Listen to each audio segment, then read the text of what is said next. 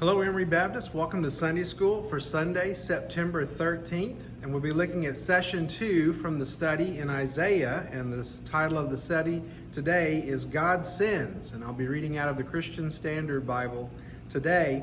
The point of this lesson today is that God calls His people to recognize and to declare His sovereign purposes. Looking right here in chapter 6, verses 1 through 4, it says, "In the year that King Uzziah died, I saw the Lord seated on a high and lofty throne, and the hem of his robe filled the temple. Seraphim were standing above him. They each had 6 wings. With 2 they covered their faces, with 2 they covered their feet, and with 2 they flew.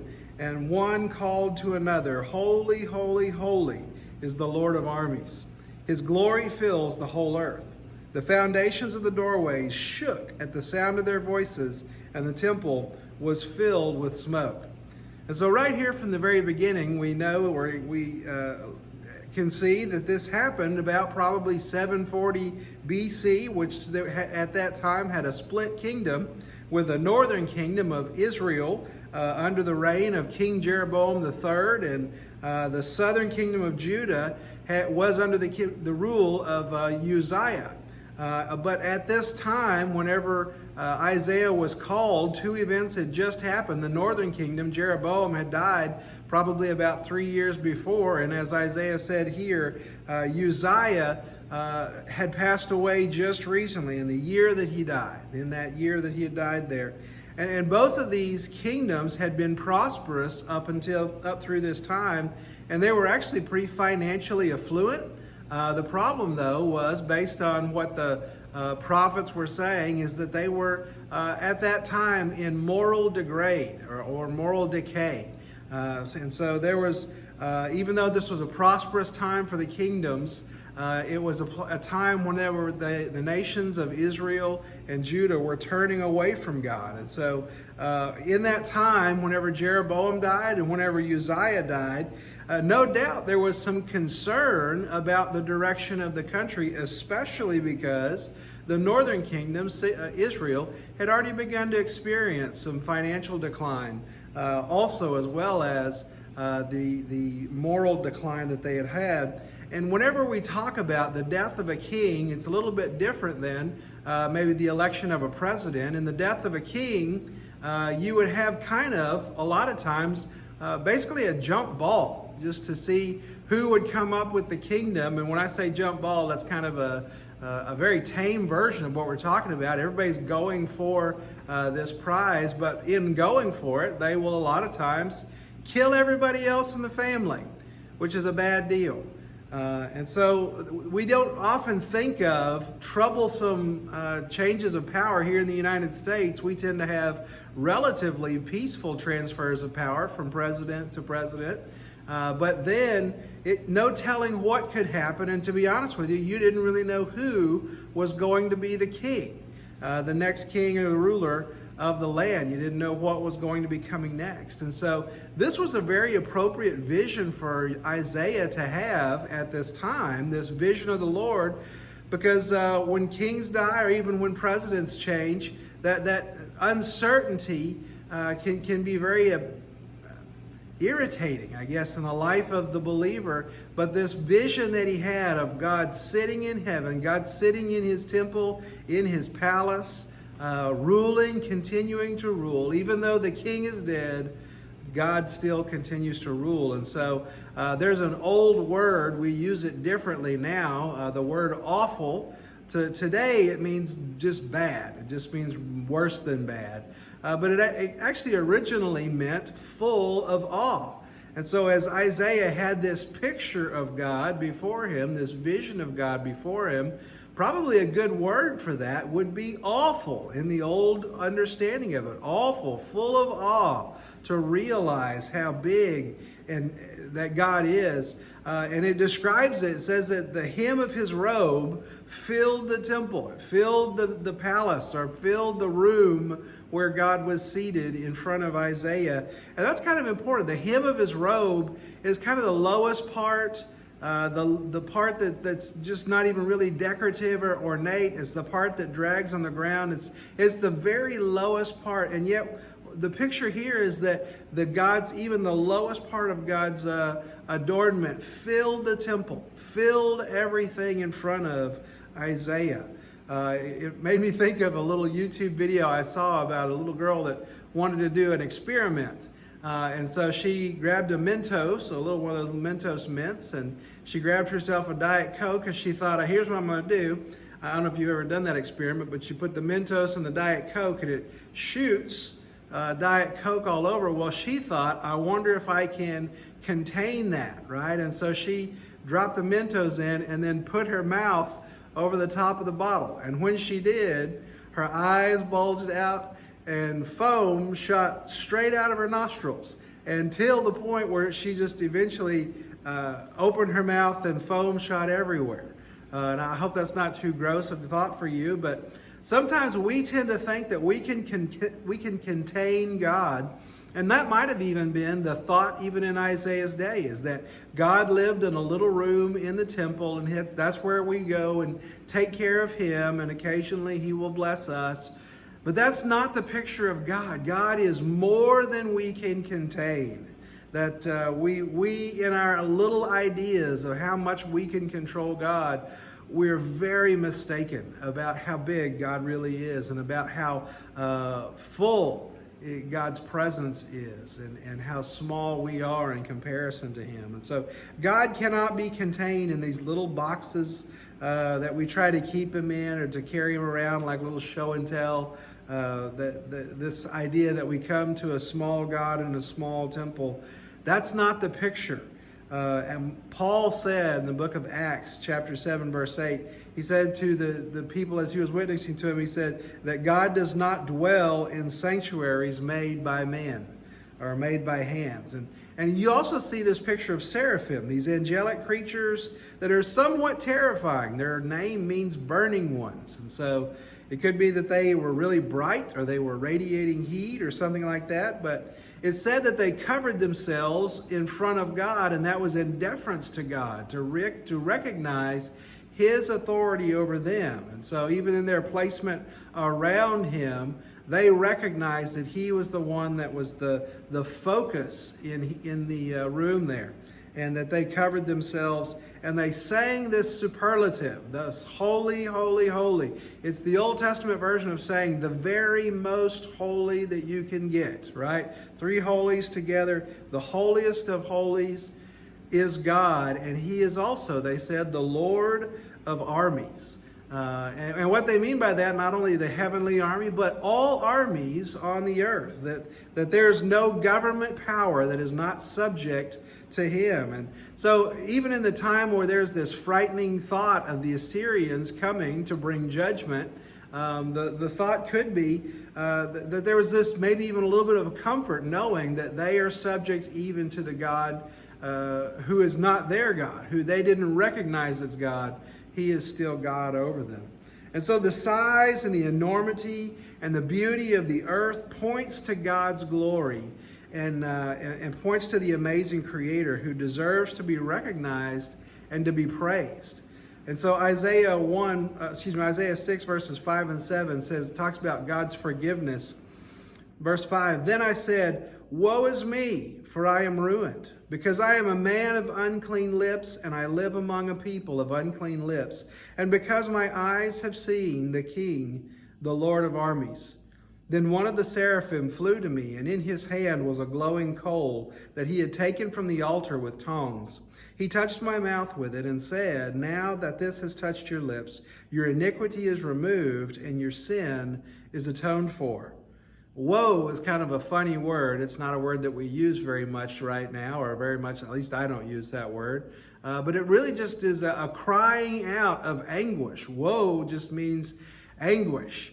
And specifically that he says, woe is me, I am ruined. He calls himself ruined. He says that his life is over because of his experience standing in front of God's holiness. And so as he stands in God's holiness, he realizes immediately his sinfulness. And as good as he maybe thought he was prior to that, when it was compared to the rest of God's presence and God's holiness, he realized how unclean he was. I have a friend, he's passed away now, his name's Johnny Henderson, and he told a story of being a young pastor, and as he was pastoring this church, he was on his way to the church, and on the way remembered that it was the potluck Sunday, and so he decided just to stop and grab something, and so he decided to grab some bread and some peanut butter. And so he made it to the church, and they had already had the table spread out with a blanket or a sheet over the top of the food so that they could enjoy it after the service. And so he decided to slide, just didn't even look at it, just lifted up that sheet and slid the bread under there and took the lid off the peanut butter and slid it under there and just put it back down and headed off to the service. And then later, as they had come through in time for lunch, in time for their dinner together, their meal together, as they had pulled off that sheet, the peanut butter and the bread stuck out as this really plain food in the midst of all the rest of this spread that people had put and brought this food to share. And Johnny said that as he looked at that, he realized, even though it was something that, probably he would normally eat, it paled in comparison. Didn't even compare to the food that was around it. And so that's kind of the picture here. Isaiah might have thought he was a good person right up until he saw God. And God's holiness stuck out to him, and he thought he was undone. He thought he was about to die. And so a holy God and a sinful people cannot live together. And so the good thing that Isaiah did was he confessed. He confessed, "Woe is me, I'm a man of unclean lips, and I come from a people of unclean lips." That he has spoken the brokenness of his heart, that each of us has that sinful nature. And so rather than justifying it or dismissing it or avoiding it or denying it, he confessed it. And so one of the seraphim went to the altar and grabbed a coal and touched it to his lips, which I imagine it could have hurt, in this vision that he had. But then the declaration was made, "Your lips are now clean." And so the coal from the altar became, this altar of sacrifice came to purify Isaiah's lips. And so Isaiah needed purification, and Isaiah's words needed purification if he was going to be God's prophet. But sin must be atoned for, and the truth is, it's God that must atone for it. And so after the seraphim atoned for his lips, he was now able and ready to speak, to be the prophet that God had called him to be. So we come to verse 8, and we see God's call.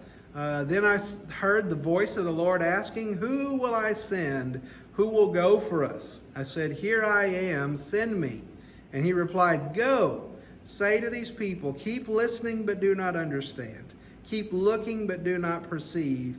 Make the minds of these people dull, deafen their ears and blind their eyes. Otherwise they might see with their eyes and hear with their ears, understand with their minds, turn back and be healed." See, God asks for a messenger, wants someone to step forward and says, "Who will go?" And Isaiah before was saying, "Woe is me," right? He's broken, he's undone. But because of God's action over him, he says, "All right," his attitude's changed. "Send me. I'm excited. Send me." He eagerly volunteers. And then God gives him a tough job. He gives him a job that says, "Go talk to a bunch of people who aren't listening. In fact, the more you talk to them and the more you give them my message, the less they will listen to you." And it's even worse that people who don't listen, but it's maybe even worse that they don't understand, that they could listen, but they don't understand the words that are being said.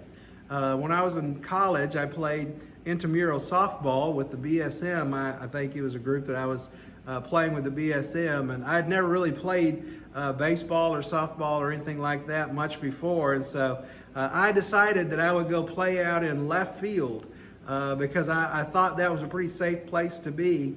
And lo and behold, they kept hitting balls out my direction, and so I would try my best to throw it from as far out as I was all the way into the infield. And every time I did that, the guy that played second base, he'd run out into to my field. And after I'd thrown it, he would shout the phrase. He would say, "Make sure you hit your cutoff man." And having never played baseball or softball before, I heard the words that he said, and I listened very intently to them, but I had no idea what he was talking about. I had no idea what a cutoff man was. But eventually I realized he tended to shout that every time I threw it the wrong place, or every time I threw it. And so I went to him and said, "Listen, you keep saying this. What do you want from me? What am I doing wrong?" And he explained what a cutoff man was. So sometimes, even having the ears to hear, if you don't have the ability to understand, it can be a problem. But you see this picture here that God told him this sequence: their minds, their ears, their eyes are dulled to the message that could save them. And so, because of that, their eyes, their ears, and their minds will never listen and respond. I thought of the movie "Oh Brother, Where Art Thou?" There's a scene where Big Dan Teague, a Bible salesman of all people, goes out and takes these two young heroes of the story out, and they eat lunch underneath a tree out in kind of in the middle of nowhere. And after lunch, Big Dan Teague starts talking about the need to identify the people that you're around. He says, "I'm going to give you a lesson in that right now." And he pulls a stick out of a tree and kind of breaks some limbs off. And then he turns and hits Delmar in the face and knocks him back. And the hero of the story, or the main character of the story, is named Ulysses. And he says, "What's going on, Dan?" And then the other guy, Delmar, jumps up and attacks Big Dan Teague and tries to wrestle him down, tries to fight him down. And this whole time, Ulysses is just watching all of this in front of him, trying to figure it out, until finally Big Dan hits Delmar a few more times and knocks Delmar off to the side and walks up to Ulysses. And Ulysses, eating a piece of corn, says, "I don't get it, Big Dan."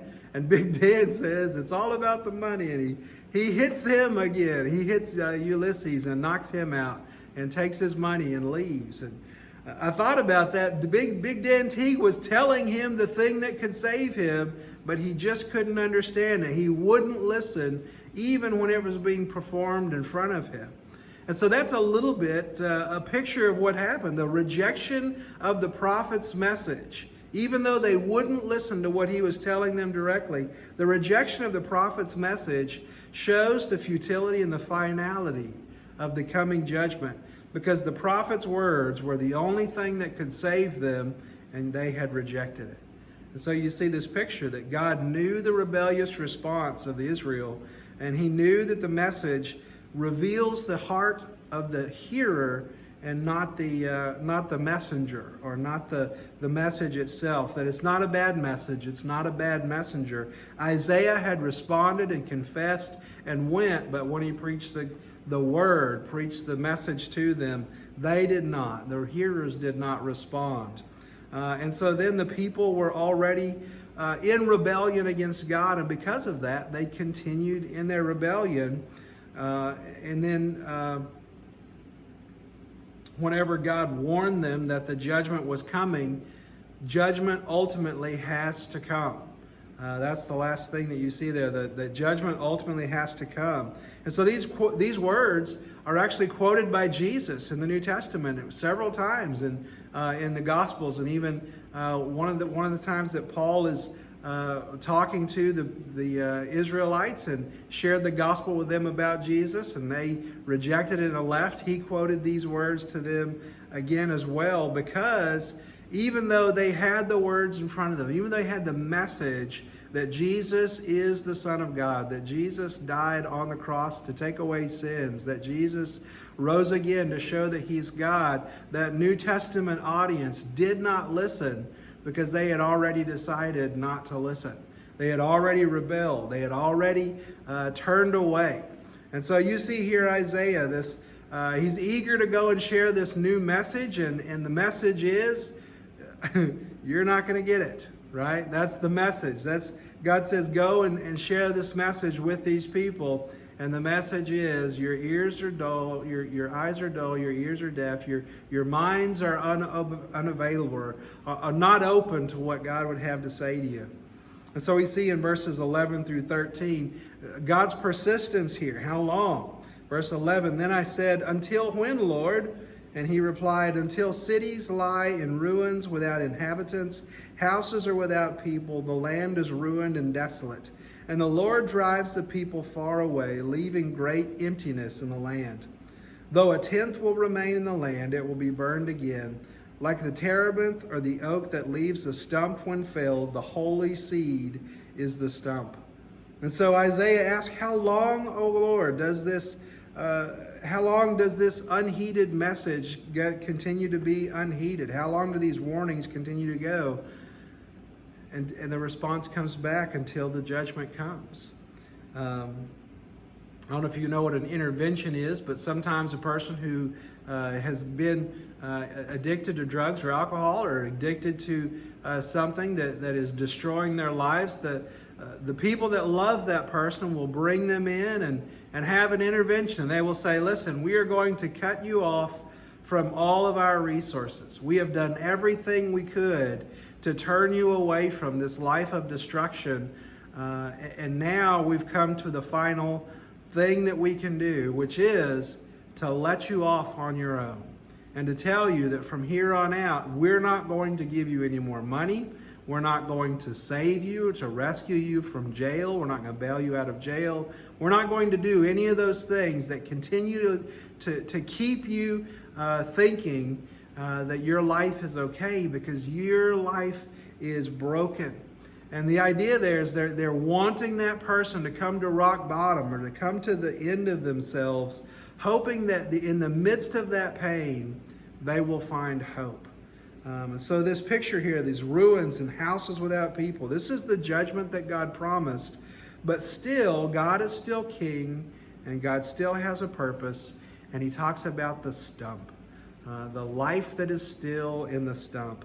Actually, about a block down from my house, on the corner there is a kind of a little bit in the yard of a house there. There's a stump of a tree that had been cut down, I don't know how many years ago. But I noticed a few years ago, and even saw it recently, that a new stem, a new branch, a new trunk had actually started growing out of that old stump. And that's a picture that we see that Isaiah's hope is, that the hope is that as the judgment comes, there's still the remnant that will be saved. And we know especially that is Jesus, that Jesus gives new hope and new life and new direction to any that will put their trust in him. And so, to summarize, God is holy and chooses to reveal his glory to his people, and all humans are in need of God's forgiveness for sin. God invites willing followers to deliver his messages to others, and God's messengers are to be faithful throughout their lives, regardless of the response. And so let's give you a couple contemplation questions. Number one, God revealed his holiness to Isaiah in a vision. What does it mean to say God is holy? And what are various ways the Lord reveals that he is holy? Question 2. Look at Isaiah 6:8. How does Isaiah respond to God's call on his life? And what might be said about a person who responds negatively to such a calling?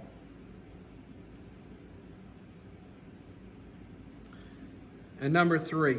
Why is it so important for believers to be faithful throughout their lives to God's commission to serve him even when it can be difficult to do so? Let me pray for us, and then we can move on with the rest of our day. Jesus, I love you. Thank you so much for your grace towards us.